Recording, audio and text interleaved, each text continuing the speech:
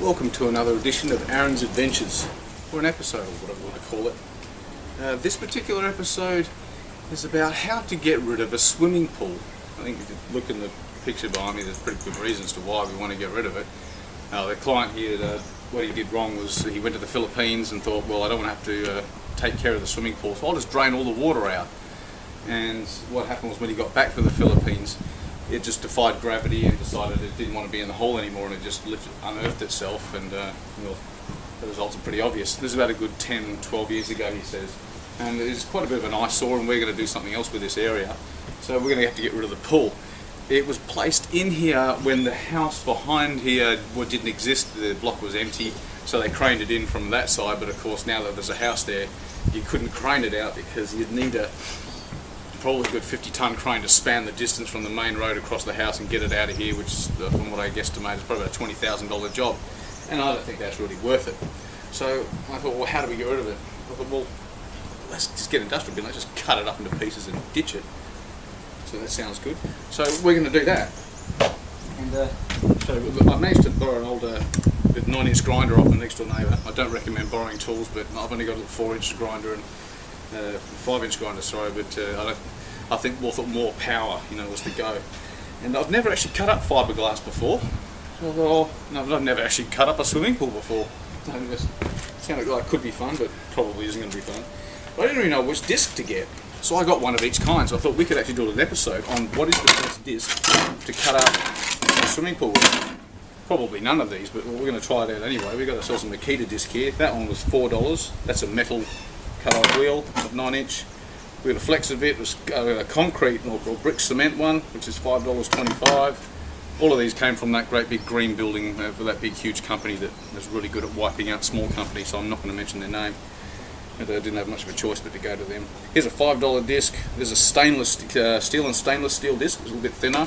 We got one for aluminium, which was $6, and we got one here for mild steel metal, but it's a Flexivit brand as opposed to the Makita.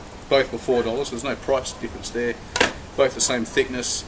I kind of feel like the Makita sort of feels like a bit better make than the Flexivit one, but we'll see how they go. So we'll try out each disc, see which one carves through it the best, if they do it at all, and hopefully in the end, between all of it, we'll get an answer to that, and we're going to see that this swimming pool gone. The way I'll go about it, underneath the pool there is ridges that support it, that make it strong, so I'm just going to go just off to the side of that so I can just cut through the most thinnest point. I'm not as actually concerned about going through the fiberglass, as the underneath it, of course, you got sand, and when you kick up sand it just really makes a mess. It's like glass. So I'm going to try and not go too deep and just go into the depth of the actual fiberglass itself, and we'll cut it up into sections and throw it out. I will cut it out in the end. I'll probably put it in high speed because it's going to be as boring as it sounds. So yeah, give it a crack, see what happens. Maybe I'll time it as to how fast it goes through, how long the discs last for, and give you a bit of feedback as to which disc to go for. Other things that apparently cutting fiberglass is, it's not cool to get fiberglass in your skin and in your nose and in your hair and in your eyes and all that stuff. So we've got some goggles in there. And this is a full body suit, and my brother recommended that I put this on. I didn't really think of that. I thought just get some old clothes, but he said no, it gets stuck in your clothes and goes everywhere. I thought, oh, yeah, good point.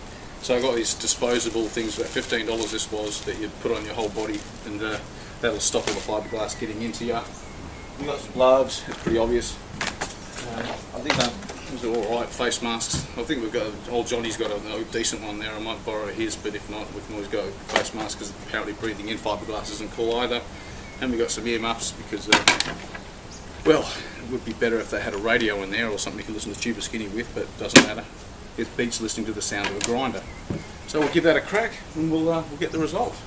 Oh, Brenda, the camera lady's not well at the moment, so it's just me to press the pause button by myself. And this tripod, which isn't very good conversation. So we'll pause that one and we'll get into it. Look!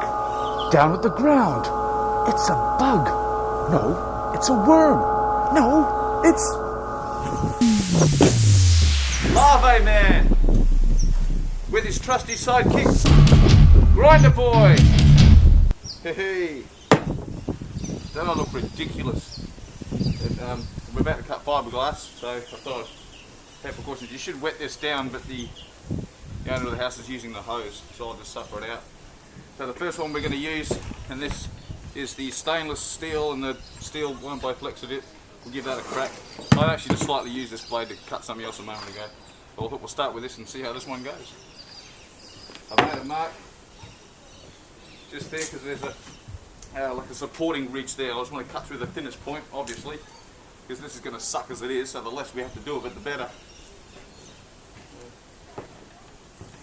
This thing scares the bejeepers out of me. I've got a little 5-inch grinder and I use for tiling. This thing's scary.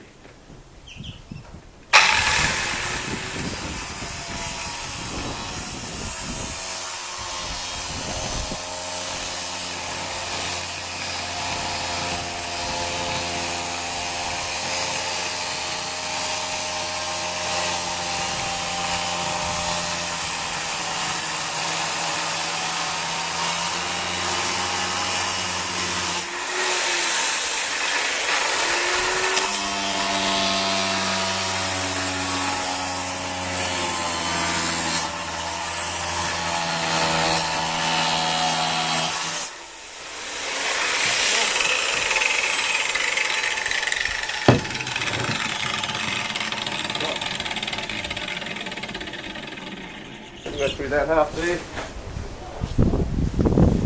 What I might have to do, got a supporting ridge underneath. To get to that, I have to slice the top section off separately, and then get to that bit afterwards.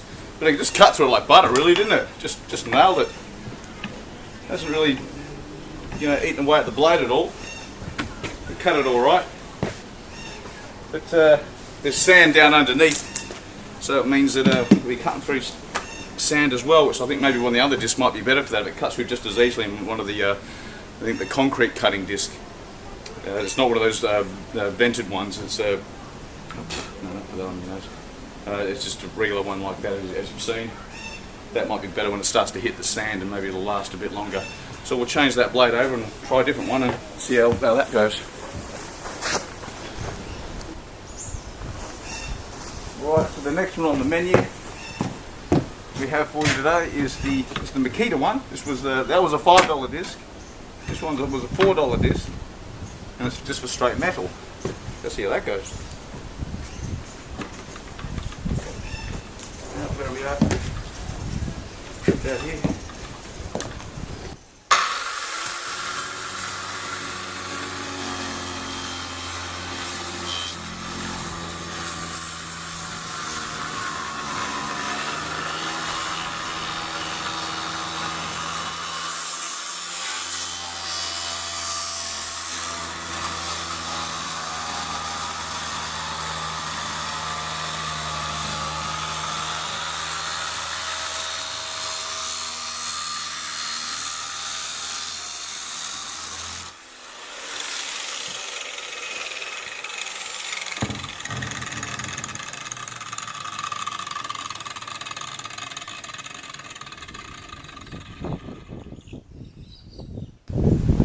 I don't know if you noticed, that felt like it cut a bit slower.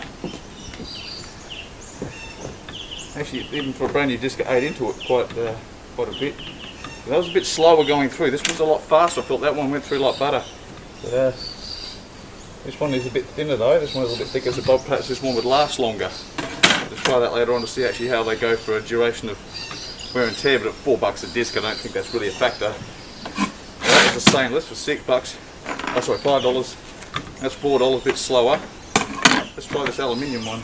See how that goes. Something to make a note of is that this dust goes everywhere. It's even speckles up. It's all over the back of the camera already. So I wouldn't have onlookers doing this if you're going to get rid of a swimming pool this way. Tell everyone to take a hike and do it on your own. Apparently this dust is not good for you. There's a thing of disease you can get from inhaling fiberglass. Can't remember what it's called. If you remember what it's called, you can put down in the comment section down below, as they say. And so this one's that's the aluminium ones. We've done that one.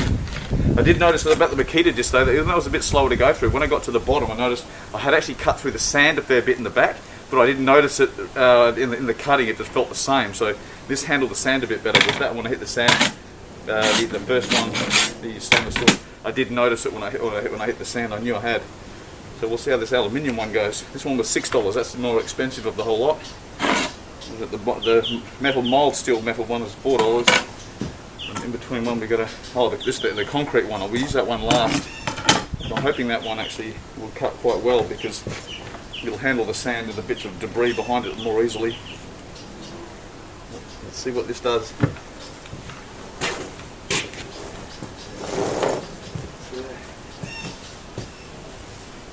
Go through here.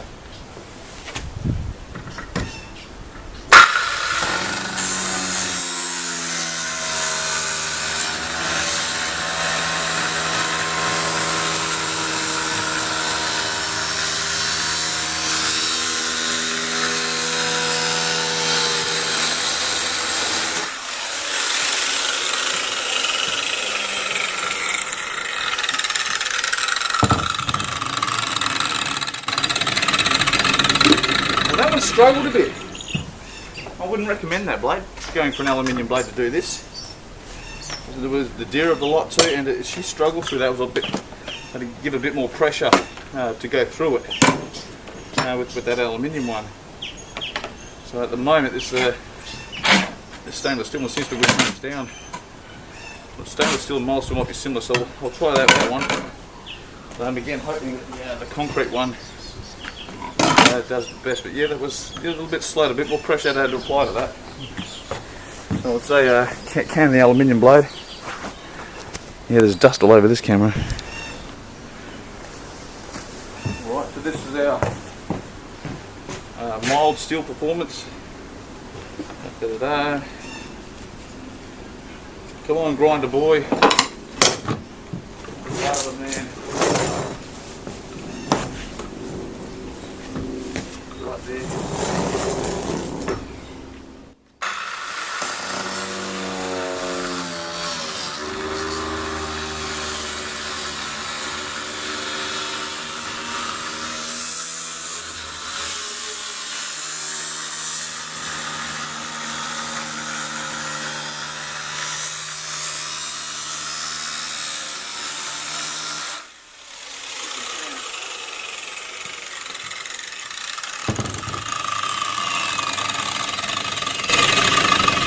That felt the same as that first one. That cut through quite easily, a lot easier than the other two. So I'd say the aluminium blade's a no-go. Makita one, a bit slower to go through, but she probably would hold together quite well. But maybe not. But that's what, yeah, cutting that mould, that steel there. Mould steel one, fast cut. That's ultra fast cut. That's probably why, because it's thinner. Well, this might actually hold together. But it seemed to go through at the same speed as what that one did. Damage to the edge. This one seemed to hang on to a bit better actually as well. That was the $5 blade, was it? That was the, I don't know, blade. That was a $5 blade. So there's not much different in price. That's probably not what's going to, make you, the prices and what's going to make you choose one or the other. Always unplug it before you do this. The old fella that owns this, I borrowed it actually. Borrowing tools is something I don't like to do, but the guy's about 86 years old and he's a top bloke. He's one of my neighbours. He's really, really nice. And he let me just grind it for a bit. Good old school Ryobi one. Not made in China. This is like long before they started making tools in China. This one's made it elsewhere. But yeah, you stick that at the end of that one, so it forces you to unplug it before you go and do that. Very wise choice. So let's try the last one, which is our concrete one. And that there will do alright because it'll be able to deal with the sand that's down the back a lot better. Alright, your lucky last is the concrete one. But I'm hoping that this one is one of choice really, because as I say, because there's all the sand that's down the back and underneath. It might last, and yeah. Then again, it might kick more of the sand up and hurt you some more. I'll have to see how that goes.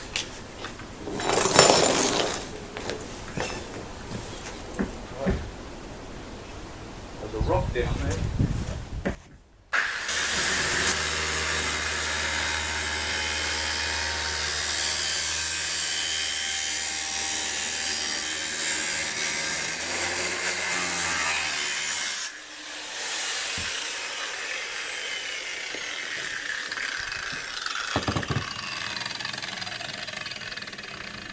cut through that's pretty good. Like, this will be slightly faster, but it's a slightly thinner disc. You cut through that all right. So the concrete brick and cement disc. I'd say you'll forget your aluminium disc. Don't even worry about that. This one I might keep as a backup.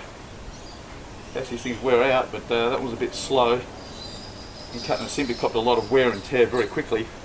Whereas that one held its edge rather well. But yeah, I might start out with these.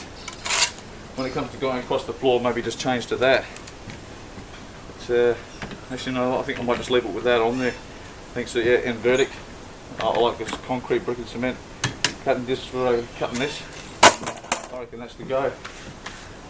And film myself cutting the rest, but I'll probably high speed it because it's going to be as boring as it sounds. Actually, maybe I won't film it at all and just show you the whole thing with the pull gone, because that's what I'd like to see. This pull gone. Then we can actually do something with this area. That is a real eyesore, isn't it?